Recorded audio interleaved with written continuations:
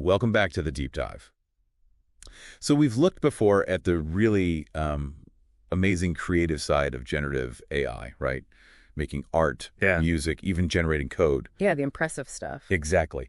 But today, we're kind of shifting gears. We want to dig into some of the trickier aspects, the ethical challenges, the societal questions, stuff that's maybe less discussed, but really, really crucial. And look, we know you tune in to get a handle on these complex topics quickly, get the core information without, wading through everything. So that's the plan. We've gathered the sources, yeah. Right. And our mission today is really to unpack these thornier issues, things like bias in the systems, the whole problem of misinformation and deepfakes. Copyright's a big one, too. Huge.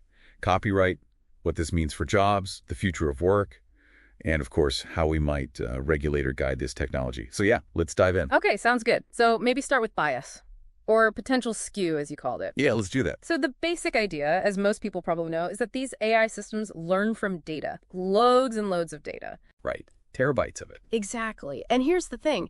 If that data already contains, well, biases, societal imbalances, stereotypes, the AI is likely going to learn those too. And not just learn them, but sometimes amplify them. That's the concern, yeah. It picks up on patterns, even subtle ones, and can end up reflecting them, sometimes even more strongly. Okay, so it's like teaching someone based on a biased textbook, maybe. Yeah. They learn the bias along with the facts. Kind of, yeah. And we saw some pretty clear examples in the sources, didn't we? Like image generators. Oh, right. The doctor-nurse thing, where it tends to show doctors as men and nurses as women much more often than reality. Exactly that.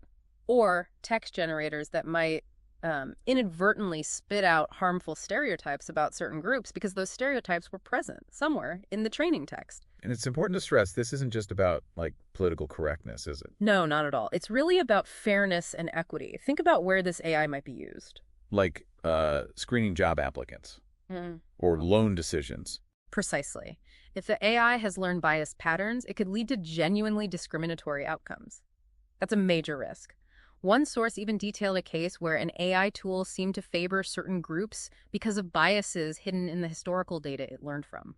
So where does this bias originally come from, then? Yeah. It's in the data we feed it. Largely, yes. The sources really point to the training data as the primary source. It reflects the world, warts and all, including our own societal biases captured in text and images online. Okay, so fixing it isn't simple. You can't just flip a switch. Definitely not. The sources talk about a few strategies. One is being much more careful about curating the training data, trying to clean it up, balance it out. Which must be incredibly difficult given the sheer volume of data. It is. Extremely difficult. Another approach is rigorous testing, specifically designing tests to look for and measure these biases in the AI's outputs. And then keep testing. Exactly. It has to be ongoing. Monitoring the AI's performance over time, because these things aren't static. It needs active, sustained effort to try and de-bias these systems. Okay, that makes sense. It's a continuous challenge. Yeah. Let's shift to another big one. Misinformation. Deepfakes. Yeah, this one feels like it's exploding right now. Generative AI makes it scarily easy to create fake stuff. Videos, audio, news articles that looks incredibly real. And the potential consequences there are, well, they're huge. They really are. The sources were quite clear on the dangers. Undermining public trust is a big one if people can't tell what's real online. Chaos, basically. It could certainly lead that way. Think about influencing elections with fake videos of candidates or inciting conflict with fabricated news stories. The potential for harm is significant. One source mentioned how good the tech is getting, right? Like needing less and less source material to make a convincing fake. That's right. Deepfake tech is advancing incredibly fast. You can generate realistic audio, realistic video, sometimes from just a small sample. Makes detection really, really hard. It feels like that arms race analogy the sources use is pretty accurate. It really does. As soon as there's a new detection method, someone finds a way to make fakes that bypass it. It's this constant back and forth. So technology alone might not be the whole answer. Probably not.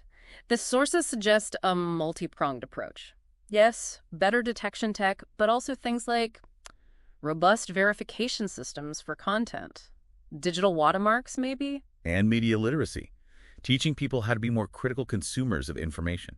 Absolutely crucial. Helping individuals develop the skills to spot potential fakes, to question sources, that's vital. But it shouldn't just be on the individual, should it? What about the platforms hosting this stuff? Good point. And the sources definitely pointed to platform responsibility. Investing in detection, having clear policies, maybe labeling AI-generated content, it's a shared problem. Okay, let's move on to copyright.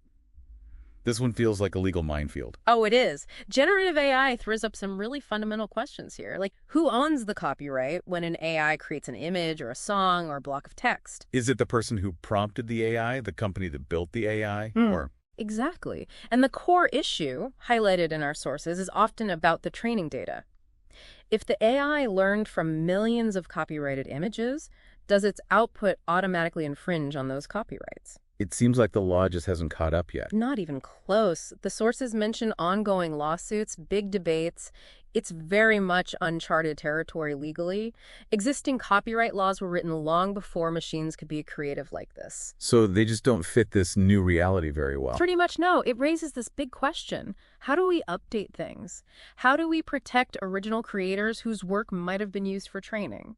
While also not completely stifling the innovation that generative AI represents. That's the balancing act. The sources suggest we need some kind of new framework, something that considers both the inputs, the training data, and the originality of the output. But finding that balance? Well, that's the million-dollar question right now. Yeah, no easy answers there. Okay, let's tackle the one that probably worries a lot of listeners. Jobs. The future of work. Right. The will AI take my job question. Exactly. And the sources do acknowledge, yeah, AI can automate certain tasks. We're seeing it with things like writing basic marketing copy or creating simple graphics. Tasks that are currently done by humans, absolutely. But the perspective in several sources was more nuanced, wasn't it? Yeah. More like AI as a tool. Yeah, I think that's a key takeaway. Viewing AI as something that augments human abilities rather than just a wholesale replacement, at least in many fields. So less about mass unemployment, maybe more about jobs changing. Shifting skills. That seems to be the prevailing view in the material we looked at. Some tasks get automated, sure, but new roles emerge. Roles focused on working with AI, managing it, developing it. Jobs we might not even fully envision yet. So the emphasis shifts to adaptation, learning new skills. Definitely. Adaptability and reskilling seem critical. The workforce will need to learn how to leverage AI effectively. And the sources really hammered home the need for investment in education and retraining, didn't they? Yes, strongly. Equipping people with skills that AI doesn't easily replicate: critical thinking, complex problem solving, creativity, emotional intelligence, collaboration. The skills that complement the AI rather than compete directly with it. Exactly. Finding that synergy, that's likely the path forward. Okay, last major area. Regulation and governance.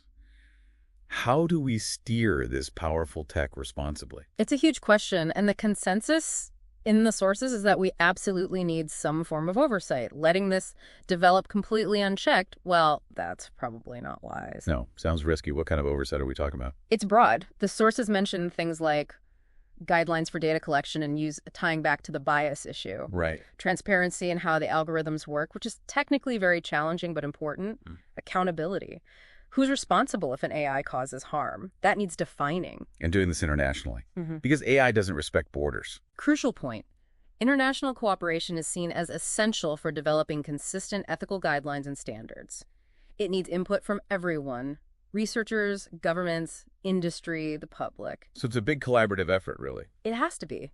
The sources frame it as a shared responsibility. Yeah. We all have a stake in ensuring AI develops in a way that benefits humanity. Okay. So, wrapping this up, we've covered a lot of ground. Bias, misinformation, copyright tangles, the changing world of work, and the need for thoughtful rules. Quite the landscape. It really is. And hopefully this deep dive gives everyone a solid foundation for thinking about these interconnected challenges. They aren't simple issues. Definitely not. And maybe a final thought to leave folks with, drawing on all this. The sources touch on how rapidly everything is evolving, right? Both the tech and our understanding of its impact. Absolutely. It's a moving target. So, considering how complex and linked all these challenges are, the bias, the fakes, the jobs, the rules, maybe the question to ponder is there one single principle, one core idea that should guide us above all else as we try to navigate the ethical development of generative AI going forward? That's a good one. What's the North Star, essentially? Yeah. Something to chew on, perhaps, as this conversation continues.